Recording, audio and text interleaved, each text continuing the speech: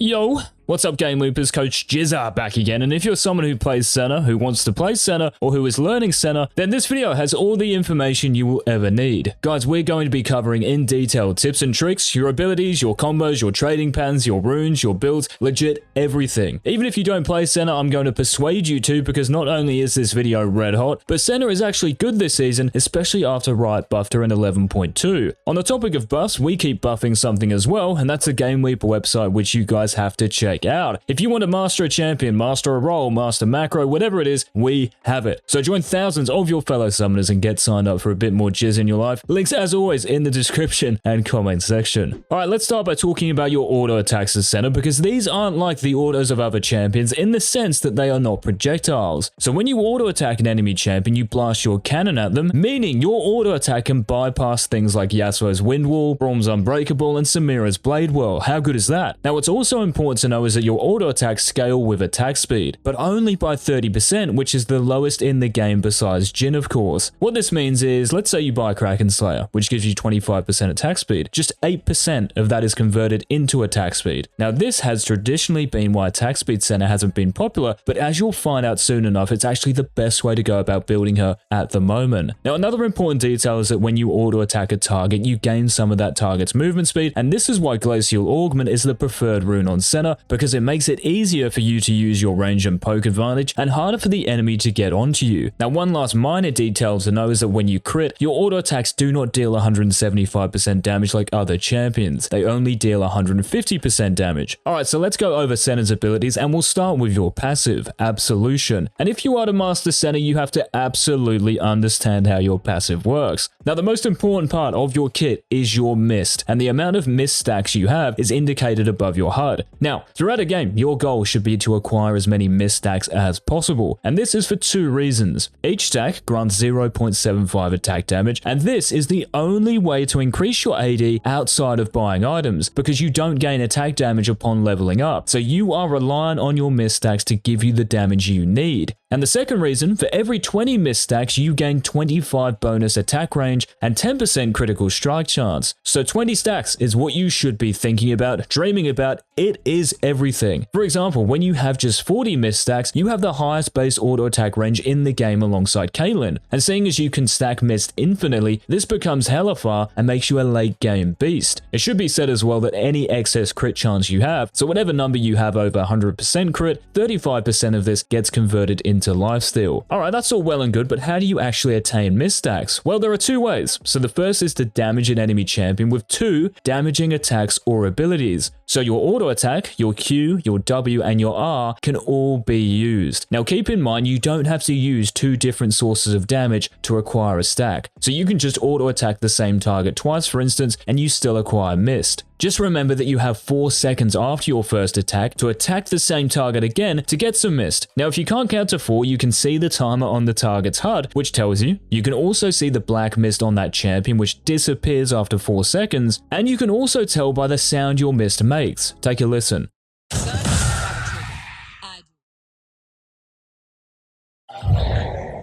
So when you stop hearing that dying zombie, you know you have to attack that target twice again. Now the second way to attain mist stacks is by collecting your mist wraiths. Now one wraith will always spawn when an enemy champion dies, an enemy cannon minion dies that you do not last hit, and a large jungle monster dies. Now for epic monsters like Dragon, Riftherald, Baron, and Elder Dragon, 2 wraiths will spawn. And lastly, 1 wraith will also spawn when an enemy minion dies, but at random. So if you last hit a minion, there is just over a 4% chance a wraith spawns. If you don't last hit a minion and it just dies, there is a 28% chance a wraith spawns. This is why fasting Senna has been seen in recent pro play, because it's more worth to let your support farm the minions in some games, and this is also why support Senna is back in the field of play. It's also worth mentioning here that these wraiths grant 8 gold, which yes is another reason why support and fasting Senna are viable again. Now to actually collect your mist wraiths, this is the easy part. You can just right click them as you would when you auto attack. You can also queue them, and if you wanted some style points, you can also queue through a minion as well, as long as the damaging part of your Q hits the wraith, but we'll get into all of that soon. And lastly, with your ultimate. So if the damaging part of it hits a wraith, it's all yours. Alright, now that we've covered the 2019 passive, time to get into the red hot stuff, your abilities and your basic combos and trading patterns, and there will be tips and tricks throughout this part of the video. Now your Q is called Piercing Darkness, watch out Nocturne, and this is what you will be maxing. So you fire a laser at a targetable unit, and I'll elaborate on this in a second. This will always heal you and allied champions it touches, and the thinner line, the middle part of your Q, which you can see, deals physical damage to enemies. Now when only the outer part of my Q hits an enemy, watch, nothing, right? No damage or anything. So very important to know. Now what's also very important to know is that when you Q an enemy champion, on-hit effects are applied at 100% effectiveness. I want you to store this somewhere in your head for the next few minutes because this is the driving force behind the build we'll cover shortly. It's also useful to know, guys, that when you auto attack, you reduce your Q's cooldown by a second. So with attack speed, you can throw out multiple Q's during a fight. So heaps of heals and on-hit effects. In lane, you can make use of this by auto attacking the CS to get your Q off cooldown quicker. Now when I said targetable unit, I'm saying you can Q through pretty much anything you can actually click on. So a turret, a ward, a vision plant, honey fruit, your minions, a blast cone. So if you want to take down a turret quickly or create an angle to poke your opponents in lane, these are handy to know. Now speaking about your poke in lane, your Q's effect radius is always 1300. So whatever you Q, that laser is always going to travel 1300 units. Even if I Q this minion right in front of me, it goes the same distance when I Q this minion at max range. This is essential to know about because it means you can Q through minions at range in lane and still easily hit enemy champions. The key to it, of course, is to find the right angle, so when the enemy AD carry is lining up to last hit one of your minions, create an angle by moving to the left or the right, depending on the situation, and queuing through that minion to harass. Now your most reliable damage combo is combining your Q with an auto attack and then backing off. So simple Q and auto. This will give you a stack of mist as well. But make sure that as you Q, you are auto attacking at the same time just like this. Otherwise, your combo is actually a little slower and you will take more damage as a result. You've got to be quick, says Coach Jizz. Now this really matters when you have rapid fire cannon, guys, because you can Q and auto attack with rapid fire's extra range. Pretty balanced, right? In fact, I reckon that cheeky tip deserves a like actually. What do you guys think? Alright, up next we have Senna's W, Last Embrace, and you want to be maxing this second. So when you press W, you throw some black mist in the target direction and it sticks to the first enemy it hits for 1 second and expands into a circle. Now after 1 second, or if the target dies, any enemy in that radius is rooted, and the length of the root depends on your points in W. So in lane you have 3 applications, 3 ways of using this. The first is to last hit an enemy minion to instantly root your opponents. So when your W kills a target, it detonates instantly. So if an enemy champion is standing near that minion, bang, they get rooted, and this is a great technique to master because it gives the opponent less time to react. The second way you can use your W is when a minion is about to die. You can throw your W out so it passes over that dead minion and onto an enemy champion. This is a little trickier to time, of course, but just as effective as use number 1. And the third application is to combine your W with your flash. So if you want to set up a gank for your jungler or quickly take out an enemy champion with your teammate, you can W and then flash to initiate. You can also use this if you're trying to escape a gank or sticky situation. Now the point of all these, guys, is to give the enemy less time to react, because trying to hit an enemy champion normally with your W is hard. It travels very slowly. Okay, now we move on to Senna's E, Curse of the Black Mist. Sounds like something out of Pirates of the Caribbean. But yeah, you're maxing this last. Now your E gives you and your allies who are in your E's circle camouflage and bonus movement speed. Now if an ally leaves this circle, they become a wraith. So to the enemy, they won't actually know which champion it is. And yeah, they just look like a zombie from 28 weeks later. Now please note that if you auto attack or use an ability, yes, this will break camouflage, but you will regain it after almost 2 seconds. Now let me clarify a couple of important details here. You see this yellow eye above this dummy?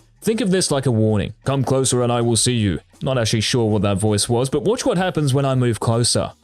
The dummy wasn't lying. So this purpley pink icon means true sight. So yes, the enemy can see you when they are in your E's radius. Now you might be thinking what a useless ability, but it's actually very useful. You can use it to get to lane quicker. You can use it at the start of fights to give your whole team wraith form and therefore movement speed. But one trick that's really cool, you can use this over terrain and in pockets of fog to conceal you and your teammates. So if I stand over this wall and place a friendly dummy on the other side, you see this? This dummy is camouflaged. So imagine if this was a Leona or a Malphite Malphite or a Lysandra, the enemy champion will have such a hard time surviving if they get too close. Same idea if you and a teammate are behind a wall like this. The enemy champions cannot see you unless they pretty much headbutt you. So use this to roam and get back to lane quicker, and to ambush your opponents when you've got a bit of free time. Alright, the last ability in your kit is of course your ultimate, Dawning Shadow. These are some sick names, aren't they? Almost as sick as our website, so make sure, guys, you head on over there at the end of the video to get exclusive access to our champion course, guides, videos, VOD analyses. Like, it is legit the only resource you need to climb and improve. Trust me, links down below. So yeah, you are. This is a global ultimate. So you're not just limited to using this in lane, and this is an amazing ability for team fighting because of its AoE and dual purpose. So I want you to think of your R as your Q's father. It's 10 times bigger and packs a meaner punch. So exactly the same, right? The middle part of it damages or heals, whereas the outer part just heals. Now the width of this is crazy, right? It's wider than a lane. So when you see your top laner and jungler skirmishing a Rift Herald, you can fire an ult straight down the river and it will win the fight. If you see it fight in the mid lane as you hit the base to buy, fire one down the mid lane. You win the fight. Because it has such a large area of effect, I would encourage you to put your R on normal cast so you can see the range and width of it, but more importantly, you see the angle at which you will fire it. It's also useful to point out that it grants vision as it passes through the map, and you cannot R flash. You can still do it, of course, to reposition yourself, but Dawning Shadow will always cast from its original spot and travel in the same direction. It does look pretty cool though. Now let's go over some essential combos you have to perfect, guys, and you will be using these in lane, out of lane at every stage of the game, so listen up. So the first one I did mention, the Q and auto attack combo, but you can also auto attack before you Q because Piercing Darkness cancels that auto animation, allowing you to auto attack again in quick succession. So auto attack,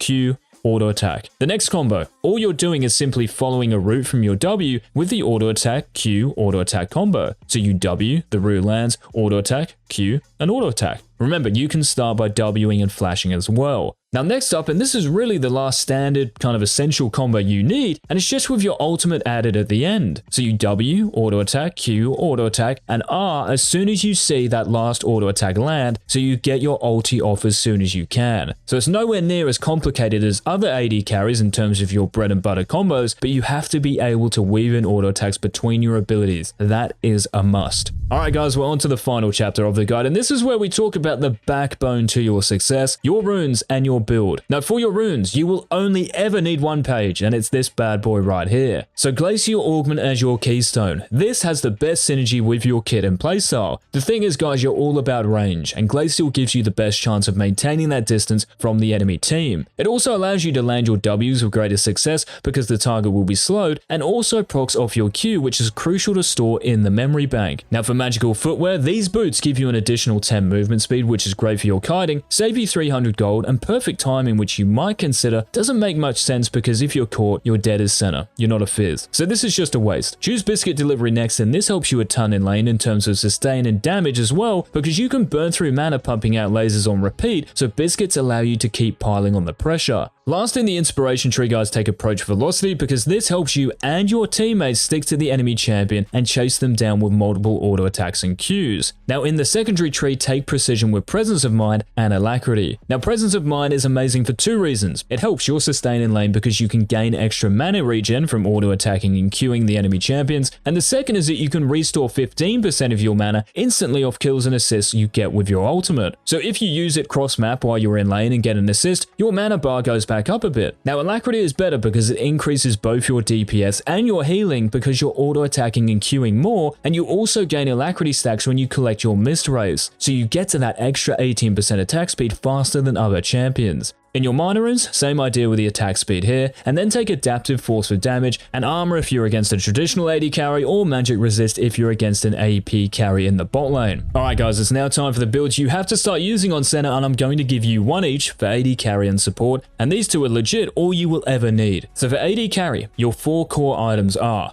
Kraken Slayer, Berserker's Greaves, Ginsu's Rageblade, and Rapid Fire Cannon. Now Kraken is your best mythic because you're after damage, and this is what it gives you. Nowadays as well, your Q counts as a Kraken Slayer stack, as you can see here, so a standard auto Q auto combo triggers Kraken's passive damage. Now Berserker's Greaves are favored just because the quicker your attack speed, the more Qs you can throw out. Now the big talking point, why Ginsu's and not Infinity Edge? This build is all about on hit, and in terms of DPS, this gives you way more than what the Infinity Edge line gives you. The reason for this is that Senna's auto attacks deal an additional 20% of your bonus physical damage as on hit. meaning that on every third auto attack you deal that damage twice with Ginsu's. Rapid Fire Cannon is next for its range and the fact, as I showed you earlier, you can Q an auto attack at the same time with the extra range instead of just using it with one attack. Now for your last two items, and this applies for support center as well, like most builds, it simply depends on the game you're in and what you need to beat the enemy team composition. If you want damage and the enemy team is full of squishy champions, the Collector is a great choice. If you want damage and sustain, Bloodthirster is what you're after. If the enemy team has a lot of healing, then Mortal Reminder is ideal. If you're against a Zed or a team with stuns and snares, Mercurial Scimitar. If you're against a heavy AD composition, then Guardian's Angel. And if you're against a tanky team with lots of armor and health, Lord Dominic's Regards. Got them worn out after that. So choose two of those items, guys, depending on the actual game you are in. Now for support center, you can build exactly the same if you're ahead or doing well, or you can go for the cheaper option when you're behind or just even, which involves rushing an Eclipse as your first item, then Umbral Glaive, and then Rapid Fire Cannon. In total, this core is 600 gold cheaper and still hits hard. As a result, you can hit this spike earlier, and in some games, gold can be hard to come by as support center. Now Eclipse is great for your lane and team fighting because you have sustain and survive ability via the shield, movement speed, and Omnivamp, and damage because of the lethality. Now Umbral Glaive adds another layer of lethality and gives you ability haste, which is nice when you're not going the on-hit Kraken build, and Rapid Fire Cannon for the same reason as before, the range. Now you can buy an early tier on your first base and work this into a mana mune, and this is also a great option. The shock damage is easy to proc at range and works with your Q as well, and the ability haste is also valuable. Guys, thanks so much for watching this guide. If you did enjoy and learn something, then let us know by leaving a like. Remember to subscribe and turn on all notifications. This has been Coach Eggs, and until tomorrow's video, push!